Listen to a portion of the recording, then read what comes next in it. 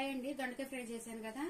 Fry అంటే ఎక్కువ ఇష్టం తింటారు, చారు ఉంటేనే ఇష్టంగా తింటారు కాబట్టి చారు చేస్తాను. చింతపండు రసాన్ని ప్రిపేర్ చేసుకుంటున్నానండి చారు కోసం. ఇదిగోండి చూడండి, ఆనియన్స్ ఉన్నాయి కదా. ఆగినాను, ఆనియన్స్ ఉన్నాయి. ఆనియన్స్ మాత్రం ఇందులో చింతపండు పులుసులో కలుపుకుంటానండి. ఆనియన్స్ వేసాం కదండి, ఆనియన్స్ ని బాగా పిసుక్కోవాలండి. చారులోని రసంలో, చింతపండు రసంలో బాగా పిసుక్కోవాలండి. పిసుక్కున్న తాలింపు వేస్తాను. ఇదిగోండి తాలింపులు: జీలకర్ర, ఆవాలు అన్నీ తగ్గినన్ని వేసుకోవాలండి. ఇదిగోండి ఇది కూడా కరివేపాకు ఎండుమిరపకాయలు కూడా వేసుకోవాలి.